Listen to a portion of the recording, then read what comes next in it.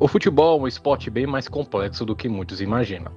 Podemos usar ele como uma ferramenta para contar inúmeras histórias na sociedade que utilizaram esse esporte como fator determinante em suas superações pessoais. Mas hoje não iremos contar uma história de uma simples superação. Iremos falar de milagres. Bem-vindo ao canal Yuripédia. Por favor, peço que se inscreva no canal, ative o sininho e deixe o seu like. Porque a partir de agora falaremos sobre os milagres de Montoya.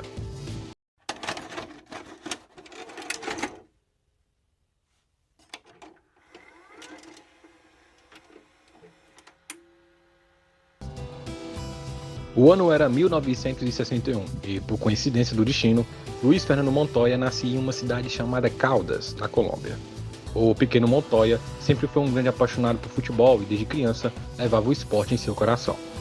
Ao terminar os estudos, Montoya resolveu estudar educação física, apesar da oposição de seu pai, que era totalmente contrária aos sonhos do filho. Sem o apoio e o auxílio dos familiares, começou a trabalhar em Medellín para conseguir arcar com suas despesas pessoais. Naquele momento de dificuldade, Montoya ainda mantinha um objetivo em mente: se tornar um técnico profissional de futebol. No fim da década de 80, após muita luta, Montoya começa a integrar as categorias de base do Atlético Nacional, um dos maiores times da Colômbia e da América do Sul. Com grande destaque em 2001, a grande oportunidade surge para Montoya e ele assume o time principal do Atlético Nacional.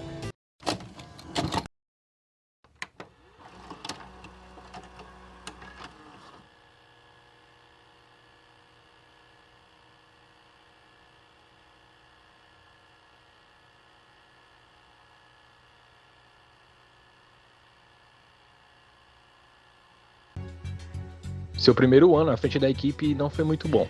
O Atlético acabou ficando fora da fase final do Campeonato Colombiano, mas as coisas começaram a mudar na temporada seguinte. Em 2002, no torneio Apertura daquele ano, Montoya levou o time até o vice-campeonato, perdendo na final para o América de Cali, e ganhou destaque nacionalmente com essa campanha, apesar de que no segundo semestre, pelo Clausura, o técnico não conseguiu um bom desempenho. Montoya nasceu em Caldas, uma cidade na região metropolitana de Medellín, que por coincidência espetacular não tem nenhuma ligação com o Once Caldas, mas carrega o mesmo nome do time onde Montoya iria fazer história.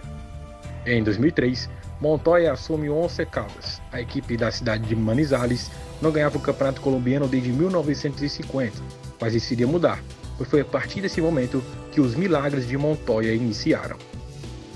Com a apertura de 2003, o Once Caldas nadou de braçadas, perdendo apenas 3 partidas e em uma final difícil diante do Júnior Barranquilla, venceu por 1-0 e conquistou o campeonato colombiano, o que não acontecia há mais de 50 anos. O gol do título foi marcado por Sérgio Galván, ídolo histórico do Once Caldas e um dos maiores artilheiros da história do futebol colombiano. O time comandado por Montoya tinha nomes interessantes como o goleiro Juan Carlos Renal, o zagueiro volante John Viáfara e o goleador Valente Erra. Com o título nacional do Apertura 2003, a equipe acabou relaxando um pouco no segundo semestre e no Clausura daquele ano fez campanha tímida na liga. O ano de 2004 chegou e o Once Caldas se preparava para a principal competição daquele ano, a Libertadores, torneio que o time havia conquistado vaga com o título na temporada passada.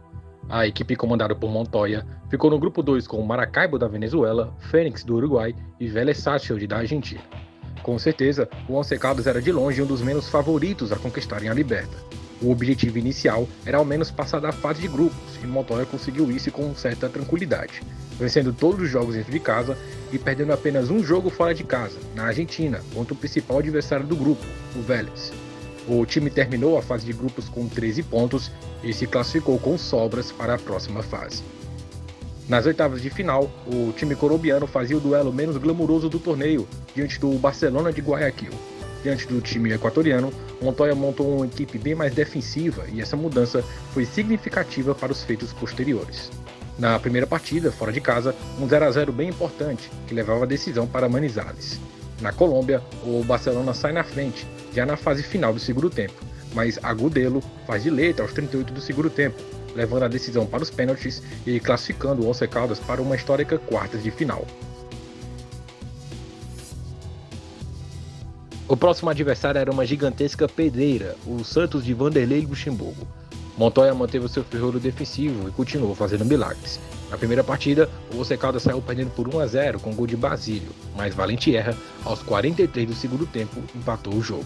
Decisivo no primeiro e decisivo também no segundo, Valentierra marcou um belo gol de falta contra o Santos na Colômbia e a retranca de Montoya foi posta em prática, aguentando a pressão santista e levando o Once Caldas para a semifinal da Libertadores. Agora, a um passo da grande final, Montoya tinha pela frente mais um brasileiro, o São Paulo.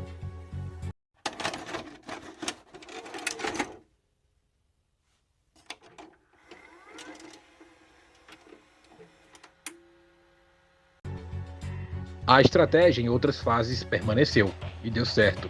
O Once Caldas manteve o esquema defensivo e segurou um 0-0 no Morumbi e com uma vitória simples na Colômbia eliminaria os brasileiros.